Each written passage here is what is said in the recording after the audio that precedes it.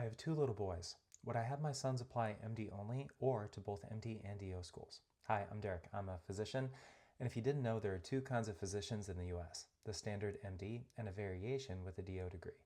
While they learn the same content, DO and MD schools have different school standards, and DO schools are growing rapidly.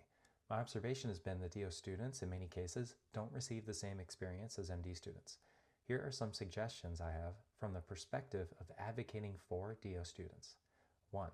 Drop COMLEX. It's 2025. We have hybridized residency programs. The stress and significant financial strain of taking 2 licensing exams is immense, and it's an unnecessary burden on already overly burdened medical students. The AOA may generate $20 to $25 million a year from duplicate licensing exam testing, by all appearances as a major revenue source. 1 licensing exam, and students can do an OMM certification. 2. Drop the pseudoscience parts of OMM. OMM seems to be more of a justification in keeping DO separate than as a legitimate difference. Most all DO attendings don't use it, even if they'd all say there's some value in it. But let's be honest, we're physicians. We practice evidence-based medicine. Pseudoscience aspects of OMM, like cranial suture manipulation and Chapman's points, should be dropped. 3. Reform COCA.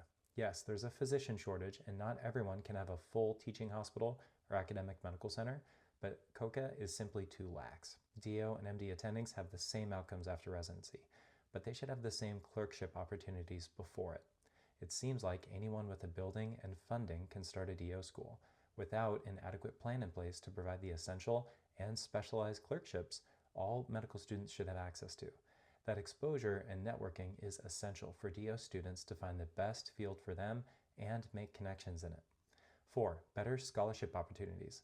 Take some of the likely $15 million in profit generated by licensing exams and invest it back in providing academic opportunities for DO students to have productive scholarship so they can compete with MD students on a more level playing field. 5.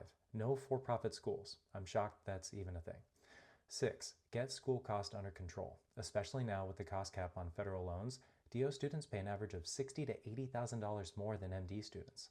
Both MD and DO schools need to cap tuition, cap the number of admins per student, and ask themselves why tuition is so shockingly high in the clinical years.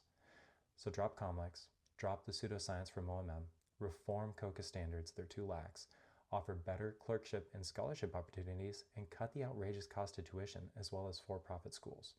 If my 2 little boys grow up and become physicians, and one's an MD and one's a DO, I would be equally proud. But let's make sure they have equal opportunities along the way.